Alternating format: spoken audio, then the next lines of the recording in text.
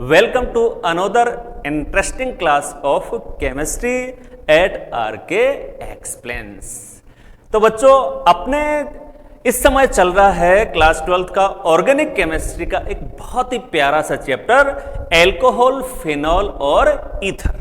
आपको अच्छे से ध्यान में है कि पिछले लेक्चर में हम कवर कर रहे थे the methods of synthesis of alcohols, alcohol के निर्माण, संश्लेषण, विरचन की विधियां, और उसमें दो महत्वपूर्ण मेथड्स हमने कवर किए थे। तीन ऐसी विधियां जो तीन पार्ट थे कि एल्कीन को एल्कोहल में कैसे कन्वर्ट किया जाए, उसके तीन पार्ट्स हमने पढ़े थे, आपको अच्छे से याद होगा। जिसमें हमने एक तरीका पढ़ा था एल्कीन पर जलयोजन द्वारा, दूसरा उसका क्या किया था हमने, हाइड्रोबोरोनन, ध्यान में है ना, डाइबोरेन के साथ क्रिया करवा के, और तीसरा उसका किया था ऑक्सी मर्क्यूरीकरण। तीन मेथड्स पढ़े थे। इसी प्रकार से ग्रीनियर अभिकर्मक की सहायता से हम 1 डिग्री, 2 डिग्री, 3 डिग्री एल्कोहल को कैसे बनाएं, ये भी हमने कवर कर लिया था पिछले लेक्चर। तो बच्चों, जो रिमेनिंग मेथड्स हैं, जो एल्कोहल बनाने की और जो विधियां हैं, उनको आज हम डिस्कस करेंगे, उनके सारे कंसेप्ट्स को क्लियर करेंगे। तो स्टार्ट करते हैं, चलिए। तो बच्चों, स्टार्ट करते हैं। सिंथेसिस मेथड्स जो रह गए हैं उनको आगे आज अपने को कवर करना है। बहुत प्यारी प्यारी विधियां हैं इसमें, देखो कई, और इनमें से पहली विधि आज हम कवर करेंगे। टोटल जो मेथड्स हैं उसमें मेथड नंबर 3, तीसरा तरीका, एल्डिहाइड व कीटोन के अपचयन से, एल्डिहाइड व कीटोन के अपचयन से, by the reduction of aldehyde and ketone. अपचयन के बारे में एलिमेंट्री जो जानकारी है वो हमें है। आपको पता है कि किसी भी पदार्थ में ऑक्सीजन या ऋण विद्युतीय तत्व का निष्कासन, निकलना, या फिर हाइड्रोजन या अन्य किसी धन विद्युत तत्व का जुड़ना अपचयन कहलाता है। ठीक है, यदि आप एल्डिहाइड और कीटोन का अपचयन करते हैं तो इससे एल्कोहल प्राप्त कर सकते हैं। एल्डिहाइड का यदि हम अपचयन करेंगे तो उससे प्राथमिक यानी 1 डिग्री एल्कोहल बनेगा बच्चों, और यदि हम कीटोन का अपचयन करते हैं तो उससे द्वितीयक यानी 2 डिग्री एल्कोहल प्राप्त होता है। ऐसा क्यों है, इसको अभी हम समझेंगे पूरा डिटेल से, अच्छे से सारी कंसेप्ट आपको बताई जाएंगी, बस साथ साथ समझते जाओ इस बात को कि भाई एल्डिहाइड से 1 डिग्री एल्कोहल बनता है जबकि कीटोन से 2 डिग्री। ऐसा क्यों है, इस बात को समझने से पहले एक छोटा सा कंसेप्ट अपन क्लियर करेंगे कि भाई अपचायक मोस्टली कौन कौन से काम में लिए जाते हैं। वो एक ही जगह समराइज कर दिए हैं मैंने, सारे एक जगह लिख दिए हैं, और इनको अपने को बिल्कुल अच्छे से याद कर लेना है, इनको अच्छे से क्लियर कर लेना है, क्योंकि आगे बहुत सारी ऑर्गेनिक केमिस्ट्री में अपने रिएक्शंस आएंगी, उनमें बार बार इनका यूज होता है। तो अपचायक, पहली बात तो अपचायक होता क्या है। अभी अपन ने चर्चा की कि भाई किसी भी पदार्थ में हाइड्रोजन का जुड़ना अपचयन है, और जुड़ने के लिए जो हाइड्रोजन देता है जो पदार्थ, वो अपचायक है, क्योंकि उसी के कारण से तो अपचयन हो रहा है। तो अपचयन के लिए आवश्यक हाइड्रोजन दे रहा है, वो अपचायक है। मोस्टली ऑर्गेनिक रिएक्शंस में अपचायक के रूप में कौन कौन से पदार्थ इस्तेमाल होते हैं उनकी जानकारी ले लेते हैं अपन। चलिए, पहला है उत्प्रेरकीय हाइड्रोजनीकरण। बहुत आएगा ये, आपके काफी बार आएगा। कैटालिटिक हाइड्रोजनेशन यानी उत्प्रेरक की उपस्थिति, हाइड्रोजनीकरण का मतलब क्या होता है, हाइड्रोजन का जुड़ना, और अगर वो उत्प्रेरक की उपस्थिति में होता है तो वो उत्प्रेरकीय हाइड्रोजनीकरण हो गया। इसके लिए हम हमेशा काम में लेंगे H2, हाइड्रोजन ले ली, प्लस उसके साथ में उत्प्रेरक के रूप में आप निकल, पैलेडियम, प्लेटिनम, इनमें से ऑब्लिक लगाकर लिखा है मैंने तीनों को, इनमें से कोई भी एक आप यूज कर सकते हैं। तो हाइड्रोजनीकरण में हाइड्रोजन रहेगी और साथ में उत्प्रेरक के रूप में निकल, पैलेडियम, प्लेटिनम में से कोई भी एक। अगर इनकी सहायता से अपचयन करवाया जाता है तो उस अपचयन को कहेंगे उत्प्रेरकीय हाइड्रोजनीकरण। क्लियर है बात। चलिए, अब इसके बाद नंबर 2 पे हम बात करें, अपचायक के रूप में इनका भी इस्तेमाल किया जा सकता है, सोडियम अमलगम प्लस जल। ये जो शब्द है अमलगम, इसका मतलब होता है मरकरी का किसी धातु के साथ बना हुआ अगर मिश्र धातु है तो वो अमलगम होता है। जैसे यहां पर हमने कहा सोडियम अमलगम, इट मींस कौन सी दो धातु मिक्स है आपस में, सोडियम और Hg, मरकरी, ये हो गया सोडियम अमलगम। ठीक है, मरकरी जो है पारा है एकमात्र ऐसी धातु जो द्रव अवस्था में पाई जाती है। चलिए इसके साथ है जल। अब आपके दिमाग में यह बात आई होगी कि भी इनसे अपचयन के लिए आवश्यक हाइड्रोजन कैसे मिलेगी, तो जब सोडियम अमलगम जल के साथ क्रिया करेगा, धातुओं की जल के साथ क्रिया होती है तो हाइड्रोजन मुक्त होती है और वो हाइड्रोजन अपचयन में काम में आ जाएगी। जो हाइड्रोजन देता है वो अपचायक है। चलिए इसी प्रकार से नंबर 3 पे हम बात करें, ये दोनों अपचायक भी बहुत इस्तेमाल होते हैं कार्बनिक पदार्थों के अपचयन के लिए, काफी काम में आते हैं ये। पहला नाम इसमें लिखा हुआ लिथियम एल्यूमिनियम हाइड्राइड। इसका बच्चों देखो सूत्र हो जाएगा लिथियम एल्यूमिनियम हाइड्राइड, LiAlH4। इसी प्रकार से इसकी जगह अल्टरनेट के रूप में काम में लिया जाता है सोडियम बोरोहाइड्राइड, और सोडियम बोरोहाइड्राइड का बच्चों सूत्र हो जाएगा NaBH4। तो lithium aluminium hydride, sodium borohydride, इनको भी अपचायक के रूप में ऑर्गेनिक रिएक्शंस में काफी इस्तेमाल किया जाता है। अच्छा, इसके बाद लास्ट में देखें, इस रिडक्शन का एक नाम लिखा हुआ है बुओ ब्लांक अपचयन। ये क्या होता है, अगर हम अपचायक के रूप में सोडियम प्लस एथेनॉल काम में ले लें, यहां लिख देता हूं बच्चों में इसको, यहां लिख रहा हूं सोडियम प्लस एथेनॉल यानी C2H5OH, अगर इसको अपन अपचायक के रूप में इस्तेमाल कर लें तो वो अपचयन बुओ ब्लांक अपचयन कहलाता है। अगर किसी भी कार्बनिक अभिक्रिया में, अपचयन अभिक्रिया में अपचायक के रूप में सोडियम प्लस एथेनॉल को काम में लिया जाए तो इसे बुओ ब्लांक अपचयन कहेंगे। क्लियर है बात। अब इससे अपचयन कैसे होगा, तो देखिए एल्कोहलों की जब भी किसी धातु के साथ क्रिया होती है तो एल्कोहल का जो हाइड्रोजन है उसकी जगह धातु जुड़ जाएगा, हाइड्रोजन निकल जाती है, और वो हाइड्रोजन जैसे यहां पर एल्डिहाइड कीटोन है उनके साथ क्रिया करके उन्हें अपचयित कर देती है। तो अपचायक कौन कौन से काम में आते हैं एक ही जगह लिख लिया, सारे चैप्टर्स में इस्तेमाल होंगे ये, तो इनको सभी को आपने नोट कर लिया कि उत्प्रेरकीय हाइड्रोजनीकरण में ये होता है सोडियम अमलगम प्लस जल का मतलब ये है, लिथियम एल्यूमिनियम हाइड्राइड इनका दोनों का सूत्र हो गया, और बुओ ब्लांक अपचयन का मतलब है सोडियम प्लस एथेनॉल। क्लियर है बच्चों बात। चलिए हटा दूं इसको, मिटा दूं मैं, ओके। चलिए अब आगे बढ़ते हैं, अपचायकों की हमने जानकारी ले ली। अब जो इंपॉर्टेंट बात अगली अपने पास आई है वो ये है कि जो शुरू में आपने नोट किया वो बात कि भाई एल्डिहाइड का जब अपचयन होता है तब तो 1 डिग्री एल्कोहल बनता है, और कीटोन का अपचयन होता है तो 2 डिग्री एल्कोहल बनता है। ऐसा क्यों, इसको समझते हैं। तो इसको समझने के लिए एक एल्डिहाइड लेकर उसका अपचयन करके देख लेते हैं, पता लग जाएगा क्या दिक्कत है। चलिए तो ले लेते हैं अपन, सामान्य संरचना लिख लेता हूं मैं एल्डिहाइड की, ये लो जी RCHO। आप सबको पता है एल्डिहाइड में CHO समूह होता है, एल्डिहाइड का CHO क्रियात्मक समूह है। इसका बच्चों हमने उत्प्रेरकीय अपचयन करवा दिया बच्चों, ये लो हाइड्रोजन और निकल ले ली, तो दोनों हाइड्रोजन जो अपने इसमें कहते हैं हाइड्रोजन जुड़ती है, कोई भी जो योग होता है, जुड़ने की क्रिया होती है, वो कहां होती है, जहां पाईबंद है, पाईबंद टूट जाएगा और जिन दोनों परमाणुओं के बीच में था उनके ऊपर योग हो जाएगा।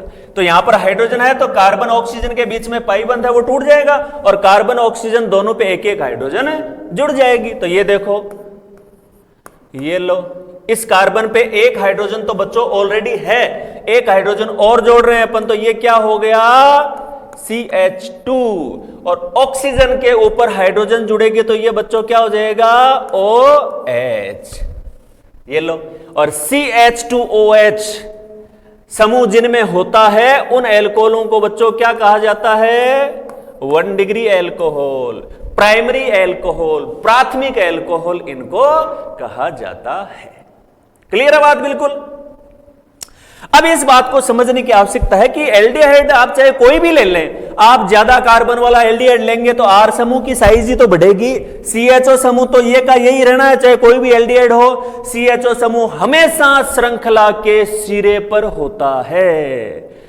CHO समूह एल्डिहाइड समूह हमेशा श्रृंखला के सिरे पे होता है। क्यों होता है हमेशा? एल्डिहाइड कीटोन वाले चैप्टर में इस बात को हम डिस्कस कर चुके हैं ऑलरेडी। इसलिए होता है क्योंकि इस क्रियात्मक समूह में खुद में कार्बन है। जहां यह होगा वहीं से अपन अंकन शुरू करेंगे इसको न्यूनतम अंक देते हुए। तो जहां यह होगा उसको इस कार्बन को तो हमेशा 1 अंक ही मिलना है, तो श्रृंखला वहीं से स्टार्ट होगी। तो यह हमेशा श्रृंखला के सिरे पर होता है और यह सिरे पर होता है तो यह हमेशा CH2OH में बदलेगा, यानी इससे सदैव 1 डिग्री एल्कोहल प्राप्त होंगे। एक एग्जाम्पल और देख लेते हैं इसका। एक बहुत बढ़िया सा एग्जाम्पल देखेंगे जिससे बात और ज्यादा आपके दिमाग में क्लियर हो जाएगी, कंसेप्ट आपके अच्छे से समझ में आएगा। क्लियर का मतलब मेरा ऐसा नहीं है कि साफ हो जाएगी दिमाग से, नहीं, स्पष्ट हो जाएगी दिमाग में। चलिए ये देख लेते हैं। 2 कार्बन वाला एल्डिहाइड ले लिया बच्चों अपन ने, एसिटेल्डिहाइड ले लिया हमने, CH3CHO एसिटेल्डिहाइड। IUPAC में आप कहें तो एथेनेल करवा दिया इसका अपचयन। ओके, वही तरीका आप समझ गए। पाईबंद टूटेगा, एक एक हाइड्रोजन जोड़ देते हैं, क्या दिक्कत है। CH3 CH एक था, एक और जोड़ दिया, ऑक्सीजन पे H, ये लो बन गया एथेनॉल। तो एल्डिहाइड के अपचयन से हमेशा 1 डिग्री एल्कोहल क्यों बनते हैं, ये बात समझ में आ गई क्या आपके? इसलिए बनते हैं क्योंकि एल्डिहाइडों में एल्डिहाइड क्रियात्मक समूह हमेशा श्रृंखला के सिरे पर होता है और वो हमेशा सिरे पर होता है, इसलिए CH2OH में कन्वर्ट होगा और 1 डिग्री एल्कोहल हमेशा बनाएगा। इसका एक एग्जांपल भी दे लिया। अब बात करते हैं कीटोन की, कि जब कीटोन का अपचयन करते हैं तो उससे 2 डिग्री क्यों बनता है, देख लेते हैं।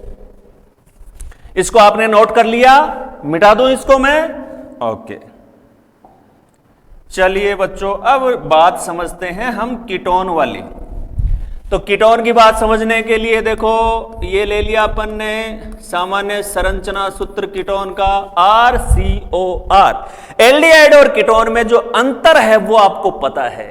एल्डिहाइडों में क्रियात्मक समूह सदैव श्रृंखला के सिरे पर होता है और कीटोन में जो क्रियात्मक समूह होता है वो सदैव मध्य में होता है। कार्बन श्रृंखला वो कभी बीच में नहीं हो सकता। कीटोनिक समूह के दोनों तरफ कार्बन होते हैं हमेशा, बस इसी कारण ये 2 डिग्री एल्कोहल बनाएगा। देख लेते हैं फटाफट। देखो बच्चों, निकल और ये मैंने ले ली हाइड्रोजन। कोई सा जो अपचायक डिस्कस किए थे ना हमने, कोई सा भी अपचायक ले सकते हैं आप। चलिए ये योग का तरीका आपको पता ही है, हाइड्रोजन एक कार्बन पे एक ऑक्सीजन पे, तो R बोलो यहां क्या हो जाएगा, कार्बन पे हाइड्रोजन जोड़ेंगे CH, नीचे हो जाएगा OH, ये इधर एल्किल समूह जुड़ा हुआ है।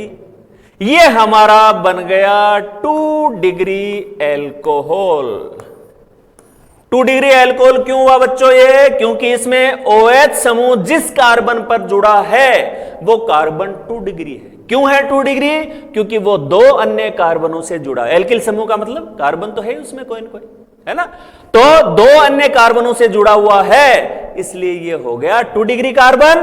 2 डिग्री कार्बन पे जब OH समूह जुड़ा हुआ होता है तो वो द्वितीयक एल्कोहल होता है। ये बात क्लासिफिकेशन में हम समझ चुके हैं। एक एग्जांपल लेते हैं इसका, इससे बात आपके और ज्यादा समझ में आएगी, अच्छे से समझ में आएगी। ले लेते हैं एग्जांपल। चलिए बच्चों, सबसे सरलतम कीटोन ले लूं मैं, एसीटोन। ये लो एसीटोन ले लिया। IUPAC में आप कहेंगे तो प्रोपेनॉन कह दो इसको, प्रोपेनॉन। और सामान्य या इसको ज्यादा जो प्रचलित नाम है वो है एसीटोन। करवा देते हैं इसका उत्प्रेरकीय हाइड्रोजनीकरण करवा दें बच्चों इसका। ये लो जी, तरीका वही, हाइड्रोजन एक एक जुड़ जाएगी कार्बन और ऑक्सीजन पे, तो ये हो गया, ये लो जी, दोनों पे एक एक जोड़ दी मैंने। मैथिल समूह साइड में जुड़े हुए थे, वही एक कार्बन पे एक ऑक्सीजन पे, एक कार्बन पे एक ऑक्सीजन पे जोड़ दिया, बन गया 2 डिग्री एल्कोहल। क्यों है ये 2 डिग्री एल्कोहल? क्योंकि इसमें OH समूह जिस कार्बन पे है वो 2 अन्य कार्बनों से जुड़ा हुआ है, 2 डिग्री एल्कोहल। नाम भी लिख लें बच्चों इसका, IUPAC नाम। दूसरे कार्बन पे है ना, तो नाम हो जाएगा प्रोपेन 2-ऑल। जैसे ही प्रोडक्ट बनता है, खुद ही मेरे लिखने से पहले लिख दिया करो नाम कि ये प्रोडक्ट बना, क्योंकि नाम अपना IUPAC तरीका सीखा हुआ है, एल्कोहल का नाम कैसे लिखते हैं, तुरंत लिख दिया करो नाम। मैं अगर नहीं भी लिखूं तो भी आप अपने नोट्स बनाते हैं उनमें जरूर लिखें, हर प्रोडक्ट का IUPAC नाम जरूर लिखें, इससे आपके प्रैक्टिस में आ जाएगा वो। और बिल्कुल नाम लिखते समय आपकी जो हेजिटेशन है वो सारी दूर हो जाएगी। तो बच्चों ये बात आपके समझ में आई कि नहीं आई कि जो एल्डिहाइड होते हैं उनके अपचयन से 1 डिग्री एल्कोहल प्राप्त होते हैं, कीटोन के अपचयन से 2 डिग्री एल्कोहल प्राप्त होते हैं। तो एल्कोहल प्राप्त करने का एक और मेथड हमने समझ लिया, दोनों के एग्जाम्पल भी हो गए। क्लियर है बात? ओके, चलिए अब नेक्स्ट मेथड की ओर बढ़ते हैं हम लोग। नेक्स्ट मेथड आ जाता है बच्चों, और वो हो जाएगा मेथड नंबर 4। ये लीजिए मेथड नंबर 4, और वो कौन सा है? कार्बोक्सिलिक अम्ल के अपचयन से। जैसे हमने एल्डिहाइड कीटोनों का अपचयन किया है ना अभी, ठीक वैसे ही अगर कार्बोक्सिलिक अम्ल का अपचयन कर लिया जाए तो उससे भी एल्कोहल प्राप्त होते हैं। बहुत अच्छा तरीका है ये भी। ये जो बात यहां पर लिखी हुई है कि लिथियम एल्यूमिनियम हाइड्राइड, अभी अभी इसका सूत्र समझ के आ रहे हैं अपन, लिथियम एल्यूमिनियम हाइड्राइड, समझा था ना बच्चा? है? याद है? लिथियम एल्यूमिनियम हाइड्राइड LiAlH4 द्वारा यदि कार्बोक्सिलिक अम्ल का अपचयन किया जाए तो प्राथमिक एल्कोहल यानी इससे 1 डिग्री एल्कोहल प्राप्त होते हैं। तो इसमें जो कंसेप्ट हैं 2-3 उनको समझ लेते हैं। सबसे पहली बात तो, अच्छा एक बात तो यह है कि ये टाइपिंग में नीचे लिखा हुआ है, आपको इसको लगातार यही नोट कर लेना है, ठीक है? अब यहां से आते हैं, बिल्कुल बेसिक से लेते हैं बात को कि कार्बोक्सिलिक अम्ल के अपचयन से। तो पहले तो हम ये समझें कि कार्बोक्सिलिक अम्ल क्या होता है। 11th क्लास में आपने ये पढ़ा है कि कार्बोक्सिलिक अम्ल वे कार्बनिक यौगिक होते हैं जिनमें COOH ये क्रियात्मक समूह जिनमें होते हैं। जैसे OH एल्कोहल में क्रियात्मक समूह है, ठीक वैसे ही COOH क्रियात्मक समूह जिन ऑर्गेनिक कंपाउंड्स में होता है वो कहलाते हैं कार्बोक्सिलिक अम्ल। क्लियर बात? नॉर्मली जो एलिफेटिक होते हैं उनको ऐसे लिख देते हैं हम RCOH। अगर एरोमेटिक है तो इस तरह से लिख दिया उसको, लेकिन कुल मिला के कार्बोक्सिलिक अम्ल में ये क्रियात्मक समूह होता है, ये समझने वाली बात है। क्लियर है बात? बिल्कुल ओके। अब इस बात को समझते हैं कि भाई जब कार्बोक्सिलिक अम्ल का अपचयन होता है किस तरह से होता है, 1 डिग्री एल्कोहल ही क्यों बनते हैं उससे, ये 2 कंसेप्ट और अपने को समझने हैं। चलिए इसके लिए अपन रिएक्शन लिख लेते हैं RCOOH। ये कोई कार्बोक्सिलिक अम्ल है, इसमें आपको अपचायक लेना है लिथियम एल्यूमिनियम हाइड्राइड। और बच्चों लिथियम एल्यूमिनियम हाइड्राइड की विशेषता यह है कि ये 4 हाइड्रोजन प्रोवाइड करवाता है। कितने हाइड्रोजन प्रोवाइड करवाता है? 4। अब ये 4 इसमें कार्बोक्सिलिक अम्ल में कैसे काम आएंगे ये समझना सबसे इंपॉर्टेंट है इसमें। अब आप देख रहे हो बच्चों कि यहां पर 2 ऑक्सीजन है कार्बोक्सिलिक अम्ल में, और हमें इससे क्या बनाना है? एल्कोहल। एल्कोहल में ऑक्सीजन कितनी होती है? 1। इसका मतलब इस अभिक्रिया में 1 ऑक्सीजन बाहर निकलेगी, और ऑक्सीजन बाहर निकलेगी किस रूप में? जल के रूप में, H2O। तो उस O को निकालना है तो H2 कितने चाहिए? 2। तो 4 में से 2 तो इस ऑक्सीजन को निकालने में खर्च हो गए।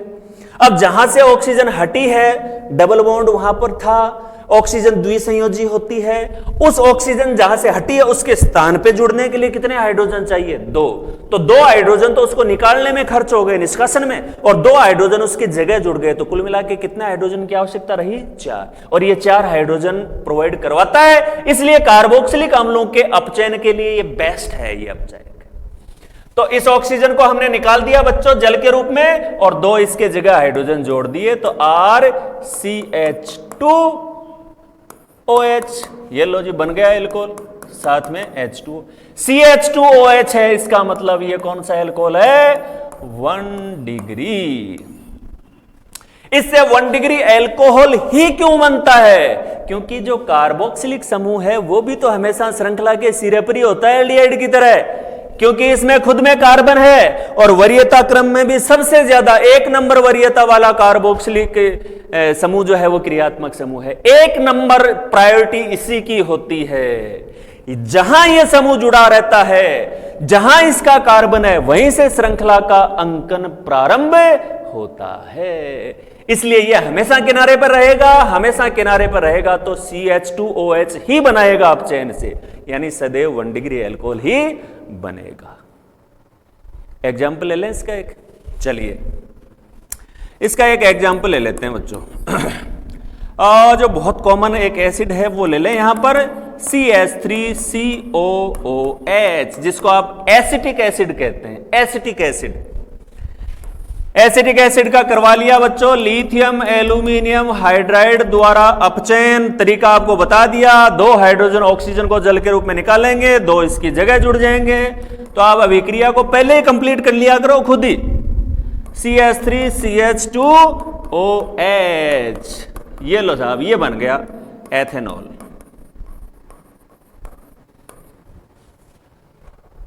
तो इस प्रकार से हमने यह सीखा कि किसी भी कार्बोक्सिलिक अम्ल का जब लिथियम एल्यूमिनियम हाइड्राइड की सहायता से अपचयन किया जाता है तो उससे 1 डिग्री एल्कोहल प्राप्त होते हैं।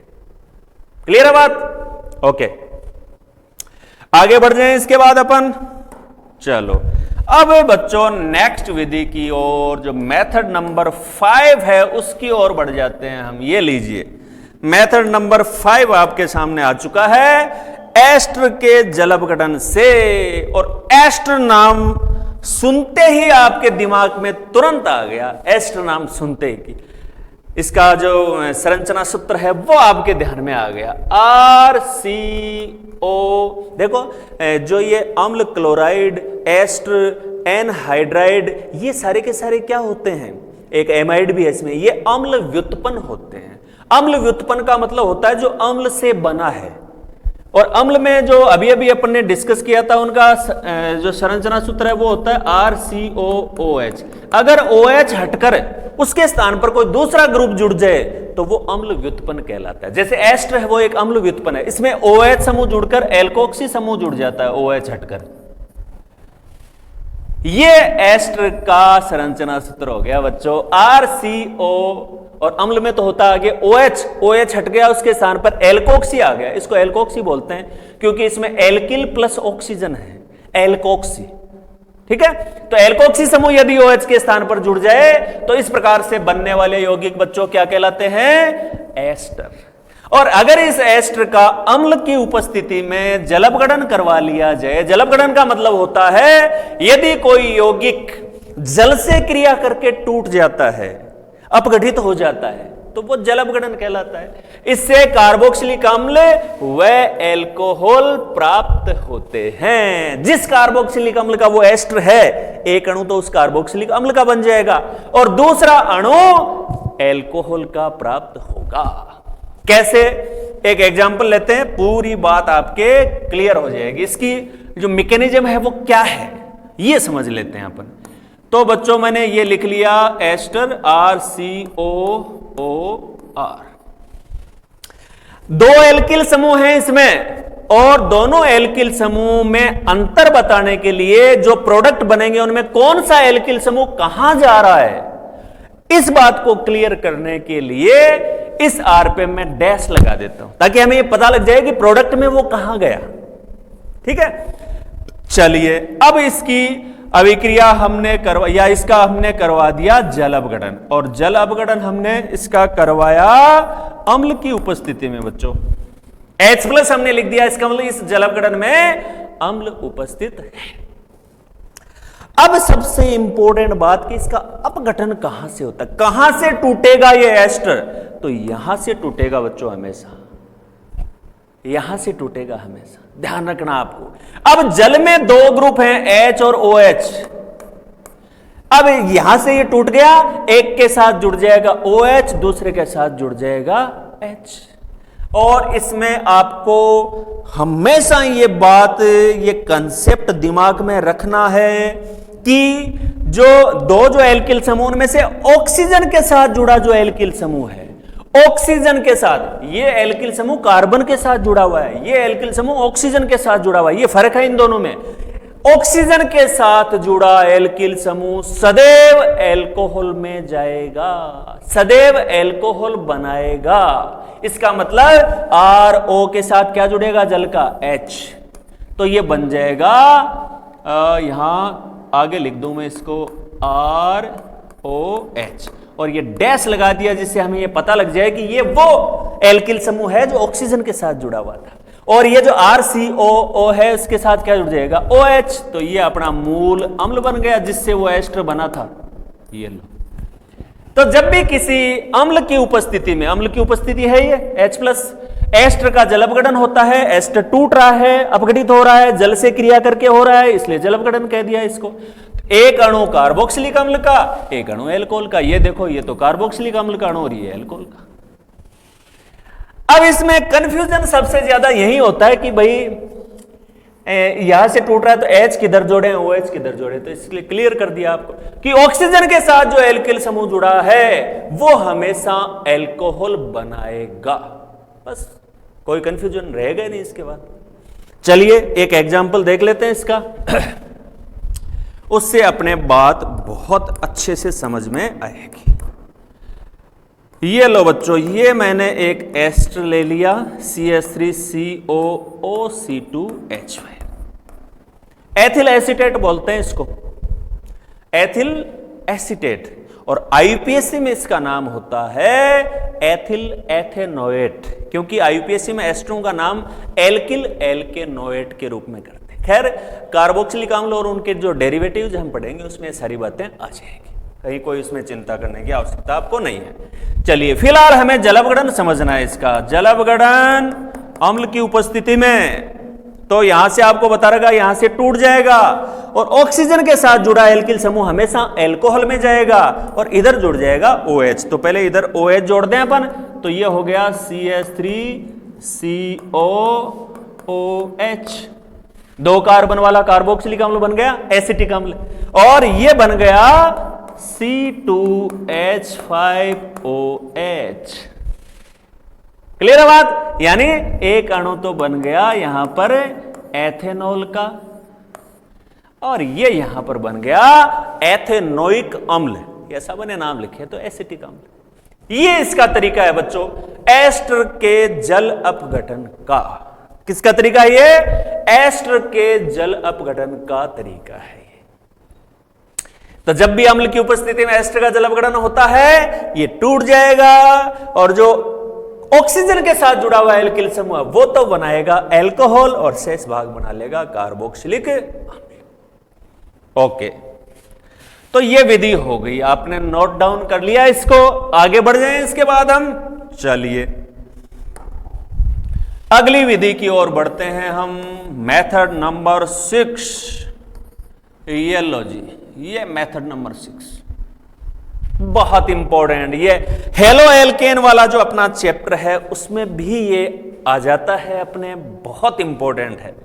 हेलो एल्केन या एल्किल हैलाइड RX से, तो इसके बारे में बात कर लें। हेलो एल्केन या एल्किल हैलाइड जिनका सामान्यतः हम इसको लिखते हैं इस RX, आपको पता ही है कि इसमें R है वो तो क्या है, एल्किल समूह है, मेथिल एथिल प्रोपिल ब्यूटिल जो भी है, और X होता है हेलोजन परमाणु, फ्लोरीन क्लोरीन ब्रोमीन आयोडीन, इनमें से कोई एक हो सकता है। ठीक है बच्चों, क्लियर है बात? चलिए अब यहां पर अपने को RX को किस में कन्वर्ट करना है बच्चों? ROH में। हमें तो एल्कोहल बनाना है, तो RX को हमें ROH में बदलना है, X को हटाकर OH लाना है वहां पर। इसके लिए अभिकारक सबसे अच्छे हैं जलीय क्षार। यहां पर जलीय क्षार तो हमारे समझ में आ गया कि भाई यहां OH समूह N में NaOH KOH ये क्षार है, ठीक है बात। लेकिन जलीय क्षार का मतलब क्या हुआ? जलीय क्षार का मतलब बच्चों ये होता है कि KOH NaOH ये ठोस अवस्था में होते हैं, सॉलिड स्टेट में होते हैं। अब इनको अभिक्रिया में काम में लेना है तो इनका सॉल्यूशन विलयन लेना होगा हमें। अब KOH को यदि पानी में डालकर घोल लिया और फिर अभिक्रिया में काम में ले रहे हैं, जल में घोल लिया उसको, तो वो जलीय क्षार हो गया। अगर इसको एल्कोहल में घोलकर फिर काम में लें तो वो एल्कोहलिक क्षार हो गया। लेकिन दोनों अभिक्रियाओं में अलग अलग ढंग से काम करते हैं, ये बहुत इंपॉर्टेंट बात है। जलीय क्षार अलग काम करेगा, एल्कोहलिक क्षार अलग काम करेगा। एल्कोहलिक क्षार की भी आगे अपने रिएक्शन आएगी, इसी क्रम में आगे रासायनिक गुण पढ़ेंगे ना उसमें। तो हमेशा यह ध्यान रखना है कि यदि आपको X को हटाकर OH लाना है, देखो RX में X क्या होता है? इसके अधिक विद्युत ऋणता वाले समूह होते हैं हैलाइड, हम सबको पता है। उसके स्थान पर जल का आएगा OH, OH के ऊपर भी माइनस होता है, H+ और OH माइनस होता ही है जल में। तो X माइनस क्या है? इलेक्ट्रॉन स्नेही है या नाभिक स्नेही? जिसके ऊपर माइनस आवेश होता है वो नाभिक की ओर आकर्षित होगा, वो नाभिक स्नेही है। तो एक नाभिक स्नेही हट रहा है और उसके स्थान पर दूसरा नाभिक स्नेही आ रहा है। तो ये कौन सी अभिक्रिया हो गई बच्चों? नाभिक स्नेही प्रतिस्थापन। क्या कहेंगे इसको? नाभिक स्नेही प्रतिस्थापन। प्रतिस्थापन यानी सब्स्टिट्यूशन के लिए S कौन सा? न्यूक्लियोफिलिक, तो SN अभिक्रिया है जिसमें एक नाभिक स्नेही हटकर उसके स्थान पर दूसरा प्रबल स्ट्रॉन्ग नाभिक स्नेही जुड़ जाता है। तो यह नाभिक स्नेही प्रतिस्थापन हो गया। क्लियर बात? कोई दिक्कत नहीं है। चलिए अच्छा, अब इसमें जलीय क्षार इस प्रतिस्थापन के लिए काम में लिए जाते हैं। एक साथ में बात और लिखी हुई है कि नम सिल्वर ऑक्साइड। नम का मतलब नमी युक्त, जिसमें नमी हो। नमी का मतलब जल उपस्थित है जिसमें। तो नम सिल्वर ऑक्साइड लेने से इसमें क्या बेनिफिट होता है? इसका क्या तुक है? इसकी बात कर लें अपन। देखो सिल्वर ऑक्साइड का सूत्र होता है Ag2O, ये है सिल्वर ऑक्साइड। अब नम का मतलब क्या हो गया? इसमें जल की मात्रा है, तो जल की मात्रा होने से देखो 2 H है और 2 ही O हो गए, तो 2 OH के रूप में ये बन जाएगा, बना लेगा 2 AgOH। और फिर वही same NaOH KOH AgOH same reaction ये देगा। तो अगर नमी युक्त Ag2O हमारे पास है तो वो भी इस रिएक्शन को आराम से देता है। ये तो इसमें जो जो शब्द आए वो किसका क्या मतलब है, ये सारी बात हमने समझी। अब हमारी मूल बात के ऊपर आते हैं कि यह अभिक्रिया किस तरह से होती है। तो ये चीजें तो नोट करने की जरूरत नहीं थी, ये तो केवल समझने की है। नोट करने की बात है वो अब आ रही है। रिएक्शन लिख लें इसकी एक अपन। चलिए RX प्लस NaOH। NaOH भी कैसा बच्चों? एक्वेटिक, जलीय। इसको क्लियर करना बहुत जरूरी। अब X हटेगा OH आ जाएगा, तो ये हो गया ROH प्लस NaX, बन गया एल्कोहल। इस तरह से इस अभिक्रिया में एल्कोहल प्राप्त होते हैं। ठीक है, कोई दिक्कत नहीं है कहीं पर। अच्छा, अब इसका स्पेसिफिक एक उदाहरण लेंगे तब बात अच्छे से समझ में आएगी अपने। तो ले लेते हैं स्पेसिफिक उदाहरण इसका, कहीं कोई दिक्कत नहीं है। हमने ले लिया C2H5Cl। एल्किल समूह की जगह C2H5 हो गया, X की जगह Cl हो गया। ठीक है, NaOH एक्वेटिक अभिक्रिया करवाई हमने, तो C2H5Cl हट गया, OH आ गया। तो बच्चों क्या बन गया? ये C2H5OH और साथ में क्या हो गया? NaCl। ये लो जी, ये बन गया एथेनॉल। क्या बन गया? एथेनॉल। सिंपल सी नाभिक स्नेही प्रतिस्थापन अभिक्रिया है। क्लियर है? कोई बात इसमें दिक्कत नहीं है। ये हेलो एल्केन वाला जो अपना चैप्टर है, चैप्टर नंबर 10, उसमें पूरी डिटेल से फिर आएगी अभिक्रिया। देखो ऑर्गेनिक केमिस्ट्री वाली ये जो रिएक्शन है ना, एक चैप्टर में पढ़ेंगे तो आपको लग सकता है कि यार कितनी सारी रिएक्शन है, लेकिन उनमें से 70% रिएक्शन ऐसी होती हैं जो फिर आगे वाले चैप्टर में रिपीट हो जाती हैं, फिर रिपीट हो जाती हैं, फिर रिपीट हो जाती है, 3-3, 4-4, 5-5 बार वो रिएक्शन आएगी। इसलिए टोटल रिएक्शन है वो ज्यादा नहीं है, इनके कंसेप्ट को समझना है हमें कि इसमें हो क्या रहा है। जैसे ये अभिक्रिया, तो इसका कंसेप्ट क्या है? इसका कंसेप्ट ये है कि हेलो एल्केन की यदि जलीय क्षार के साथ अभिक्रिया होती है तो X हट जाएगा, उसके स्थान पे OH आ जाएगा। ये इसकी मूल बात है। इसको आपने समझ लिया तो कोई भी अभिक्रिया आपके सामने, जैसे ये अभिक्रिया आई तो आप देखते समझ गए जलीय क्षार है, इसका मतलब इसमें तो OH है, वो हेलोजन को हटाकर उसके स्थान पे आएगा, तो रिएक्शन हम तुरंत लिख देंगे। याद करने की, उसको रटने की जरूरत ही नहीं है, टेक्निकली उसको समझना है हमें कि बेसिक क्या है इसका, वास्तव में इस अभिक्रिया में हो क्या रहा है। उस मूल बात को यदि हमने पकड़ लिया तो मैं समझता हूं हमें रिएक्शंस को ध्यान में रखने में, लिखने में, उन पे आधारित जो क्वेश्चंस हैं उनको सोल्व करने में कहीं कोई दिक्कत नहीं आएगी। अब इसी रिएक्शन के साथ बच्चों थोड़ी सी 1-2 बातें और अपन कंसल्ट करते हैं कि इसमें देखो सभी तरह के एल्कोहल बनते हैं। आप 1 डिग्री हैलाइड लोगे 1 डिग्री एल्कोहल बन जाएगा, 2 डिग्री हैलाइड लोगे 2 डिग्री एल्कोहल बन जाएगा। जैसा, क्योंकि इसमें होना क्या है, जहां हेलोजन जुड़ा हुआ वो हटकर उसके स्थान पे OH आना है। जैसे इसका एक उदाहरण यही लिख दूं मैं, इससे बात आपके बिल्कुल अच्छे से समझ में आएगी। ये देखो, ये है मान लीजिए 2 ब्रोमो प्रोपेन, इसकी जलीय क्षार के साथ जगह कम है तो मैं यहीं ऊपर ही लिख देता हूं NaOH एक्वेटिक के साथ अभिक्रिया करवा ली बच्चों। तो ये क्या करेगा, जलीय क्षार क्या करता है, हेलोजन को हटाकर वहां OH जोड़ता है, तो हमारा प्रोडक्ट ये हो जाएगा। तो इसमें OH 2 डिग्री कार्बन पे जुड़ा हुआ है तो ये 2 डिग्री बन गया, 1 डिग्री है 3 डिग्री, यानी इससे 1 डिग्री 2 डिग्री 3 डिग्री सभी प्रकार के एल्कोहल को बनाया जा सकता है। तो इनकी हम क्रियाशीलता का क्रम समझते हैं कि इस अभिक्रिया में ये जो हैलाइड हम लेंगे 1 डिग्री 2 डिग्री 3 डिग्री, उनमें कौन सबसे ज्यादा क्रियाशील होता है, ये और चर्चा कर ले। हालांकि ये हेलो एल्केन में आ जाएगा, फिर भी एक बार जो ब्रीफ डिस्कशन इसका है वो कर लेना अच्छा रहेगा अपने लिए। चलिए, तो मैं इसी रिएक्शन में आपने जो नोट किया उसी में नीचे आप ये चीज उसमें और ऐड कर देंगे कि इस अभिक्रिया के प्रति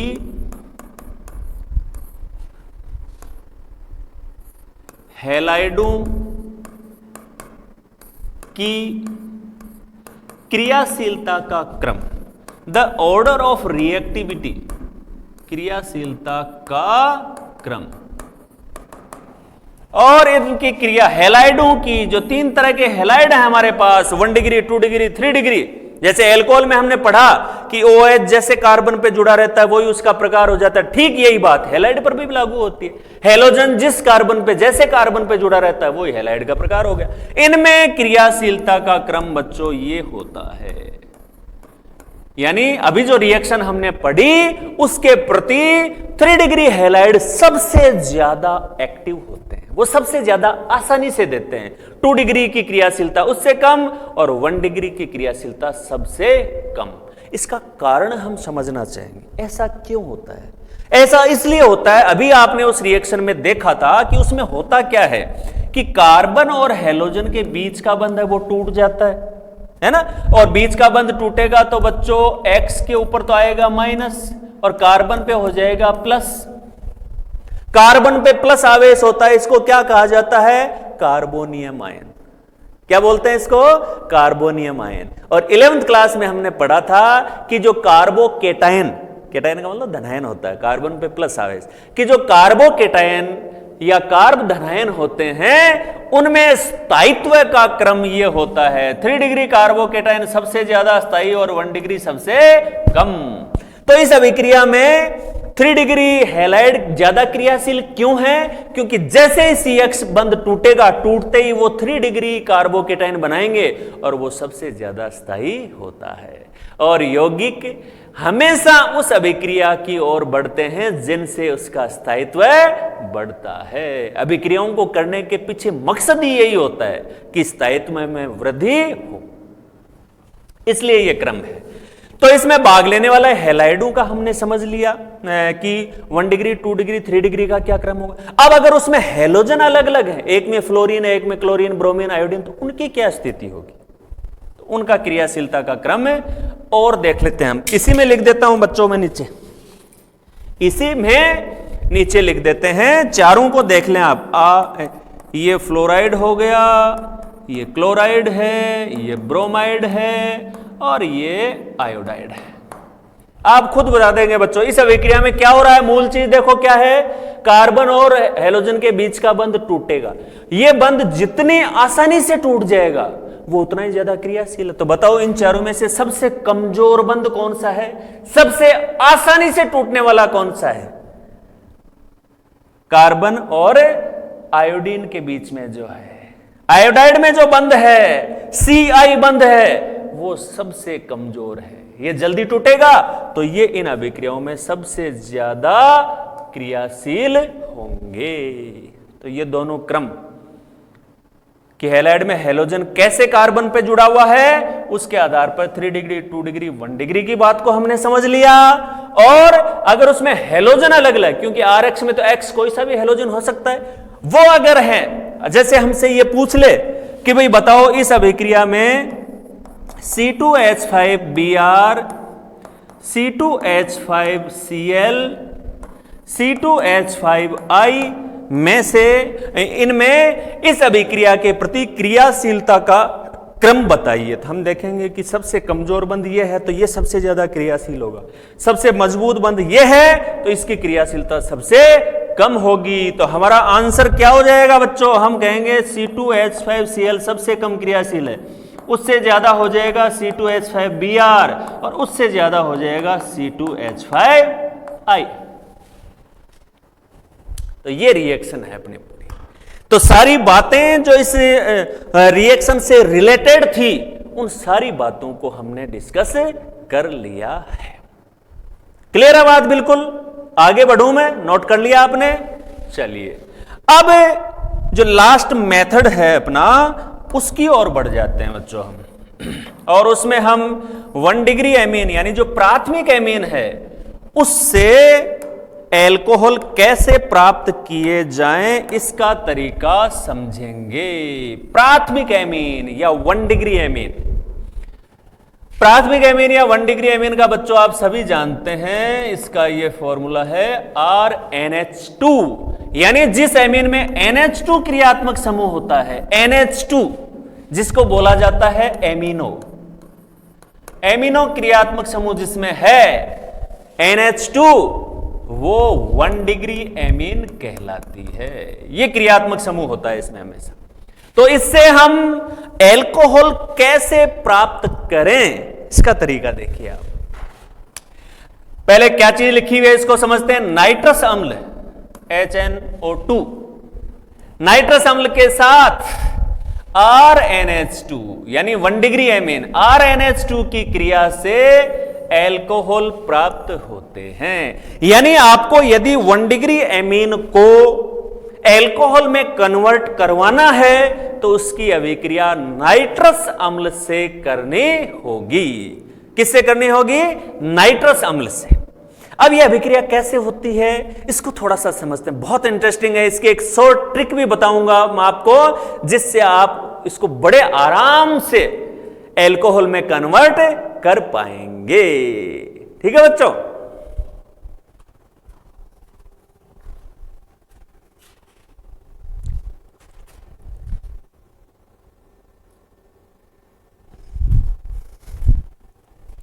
तो चलिए देख लेते हैं इसको। अच्छा, अब इसमें रिएक्शन में लिख रहा हूं बच्चों, गौर से देखना आप इसको। बीच में लाइट चली गई थी, मैं देखने गया था कि कहीं सिस्टम में रिकॉर्डिंग का बंद तो नहीं हो गया। ठीक है, अच्छा, ये 1 डिग्री एमीन है। अब इसके साथ अभिक्रिया अपन करवा रहे हैं, इसके साथ अभिक्रिया आप करवा रहे हैं किसकी? नाइट्रस अम्ल की। नाइट्रस अम्ल की बच्चों ये संरचना होती है HONO।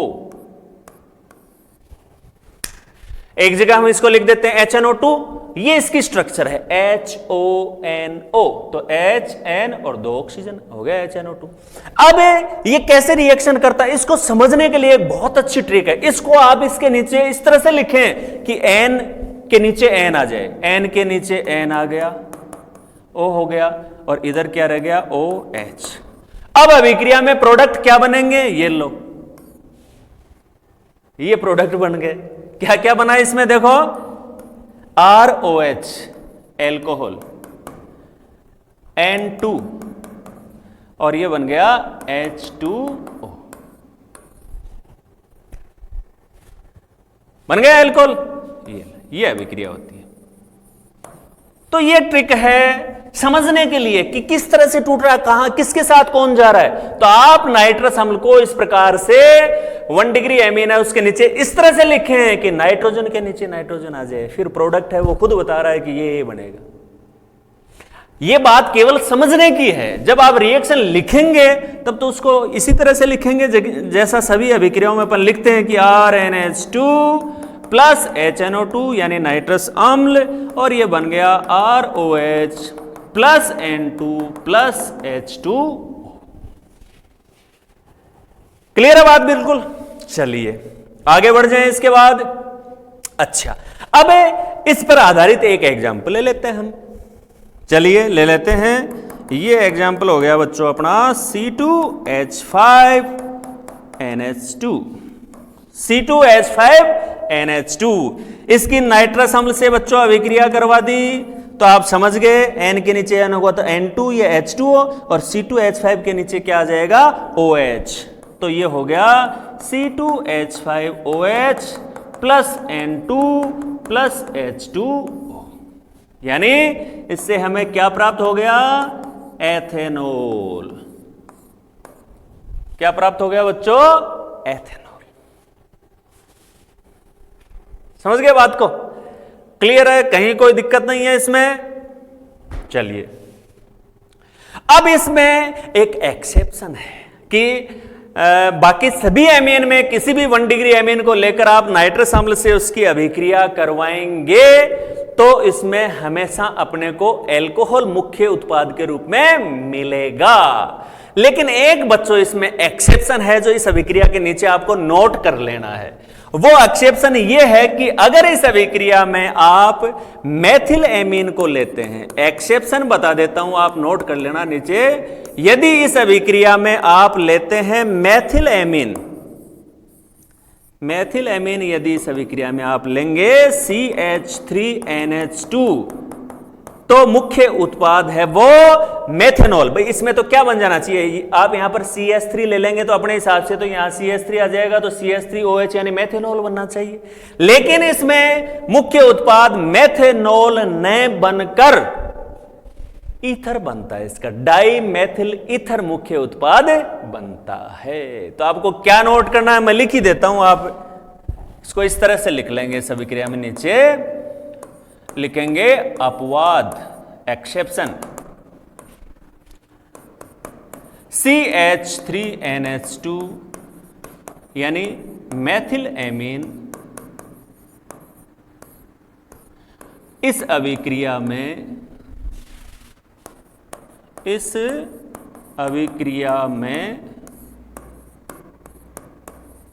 मुख्य उत्पाद के रूप में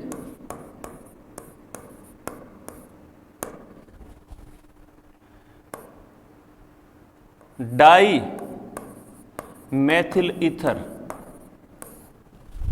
डाई मेथिल ईथर संरचना भी लिख देता हूं बच्चों इसकी, CH3OCH3 बनाता है। तो ये एक्सेप्शन हो गया ना। एक्सेप्शन क्यों हो गया, क्योंकि बाकी सारी जो 1 डिग्री एमीन है वो तो नाइट्रस अम्ल के साथ क्रिया करके मुख्य उत्पाद के रूप में एल्कोहल बना रही है, जबकि ये जो एमीन है मेथिल एमीन वो एल्कोहल न बनाकर मेन प्रोडक्ट क्या बना रही है, डाई मेथिल ईथर बना रही है, इसलिए एक्सेप्शन हो गया है। तो इस तरह से बच्चों हमने जो तरीके आज एल्कोहल बनाने के जिन तरीकों की हमने चर्चा की, डिस्कस की, मुझे पूरी उम्मीद है बहुत अच्छे से आपको समझ में आए होंगे। सबसे पहले हमने ये सीखा कि एल्डिहाइड और कीटोन के अपचयन से किस प्रकार से एल्डिहाइड के अपचयन से 1 डिग्री एल्कोहल बनते हैं, कीटोन के अपचयन से 2 डिग्री। इसी प्रकार से हमने सीखा कि कार्बोक्सिलिक अम्ल जो होते हैं उनका यदि लिथियम एल्यूमिनियम हाइड्राइड द्वारा अपचयन अगर करवाएं तो 1 डिग्री एल्कोहल बनते हैं। इसी प्रकार से हमने ये सीखा इसमें कि एस्टर का अगर जलवगठन करवाया जाए तो एस्टर का जलवगठन करवाएंगे तो एक अणु कार्बोक्सिलिक अम्ल का, एक अणु एल्कोहल का बनेगा, और एल्कोहल में हमेशा वो एल्किल समूह जाएगा जो ऑक्सीजन के साथ जुड़ा हुआ है। इसके बाद हमने सीखा कि जो हेलो एल्केन होते हैं RX, उनकी यदि जलीय क्षार के साथ अभिक्रिया करवाएं तो उनका X हट जाता है, उसके स्थान पे OH आ जाता है और एल्कोहल प्राप्त होते हैं। और सबसे लास्ट में हमने ये सीखा कि जो 1 डिग्री एमीन होती है उनकी यदि नाइट्रस अम्ल के साथ अभिक्रिया करवा दी जाए HNO2 के साथ तो इससे हमें 1 डिग्री एल्कोहल प्राप्त होते हैं। तो ये इसमें एक्सेप्शन लास्ट में आपको बताया कि इसमें अगर मेथिल एमीन हम लेंगे तो इसमें जो रूटीन जो प्रोडक्ट हमारा एल्कोहल है उसकी बजाय डाई मेथिल ईथर प्राप्त होते हैं। आज के इस लेक्चर में केवल इतना ही। इसी प्रकार से आप लोग पढ़ते रहें, आगे बढ़ते रहें। All the best.